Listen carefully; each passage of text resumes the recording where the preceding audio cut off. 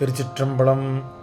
திருநாவுக்கரசு சுவாமிகள் அவர்களுடைய தேவாரம் 4ஆம் திருமுறை, பண் பழம்பஞ்சுரம், தலம் திருப்புகலூர், பதிகம் 14, பாடல் 1, பாபநாச திருப்பதிகம். பற்று அற்றார் சேர் பழம்பதியை,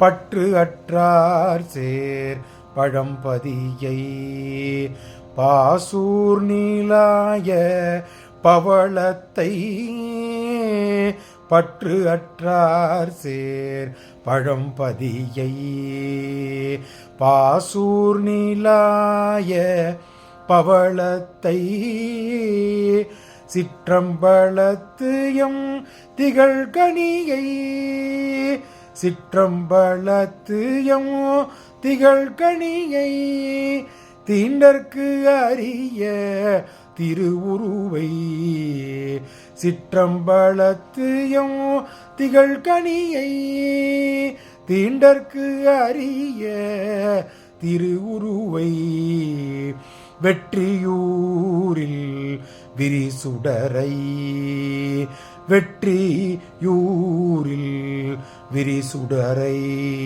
விமலர் கோணை திரை சூழ்ந்த, வெற்றியூரில் விரிசுடரை, விமலர் கோணை திரை சூழ்ந்த, ஒற்றியூரியம் உத்தமனை, ஒற்றியூரியம் உத்தமனை, உள்ளத்துள்ளுள்ளே வைத்தேனே, ஒற்றியூரியம் உத்தமனே, உள்ளத்தில் உள்ளே வைத்தேனே, எம் உள்ளத்தினுள்ளே வைத்தேனே.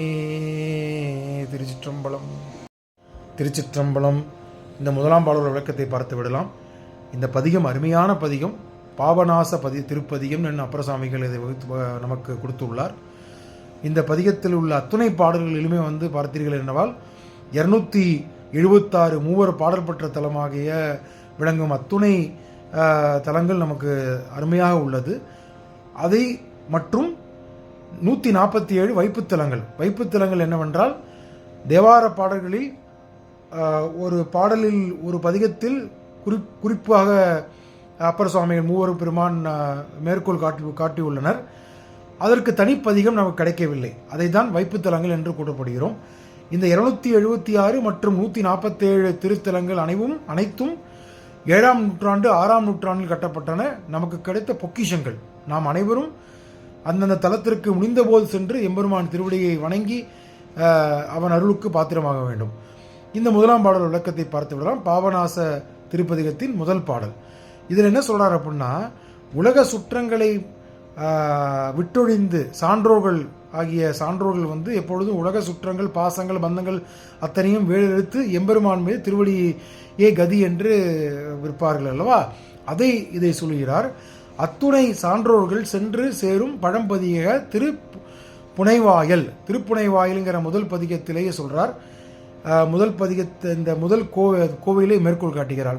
திருப்புனைவாயில் உரையும் பழம்பதிநாதரை, பாசூர் தலத்தில் உரையும் பெருமானை, கற்றவர்கள் அறிந்து உண்ணும் கனியாக சிற்றம்பலம், நம்முடைய சிதம்பரத்தை மேற்கோள் காட்டு, சிற்றம்பலத்தில் உரைபவரை, திருமார்பேறு, திருவொற்றியூர், திருவூரல், தக்கோலம், விற்கோலம், பாசூர், இளம்பையாங்காட்டூர் ஆகிய பல தலங்களில் தீண்டா திருமணியாக காட்சியளிப்பவரை, வெற்றியூர், இதான் அந்த வைப்புத்தலம். வெற்றியூருங்கிறது வைப்புத்தலம்.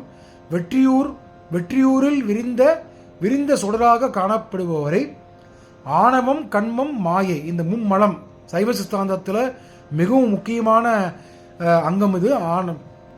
ஆணவம், கண்மம், மாயை எனப்படும் மும்மலங்களை கலைத்து தூயோர்களின் தலைவராக விளங்குபவரை, கடலால் சூழப்பட்ட திருவொற்றியூரின் உத்தமனை அடியேன் உள்ளத்தில் நிலையாக நிறுத்தி வைத்துள்ளனே.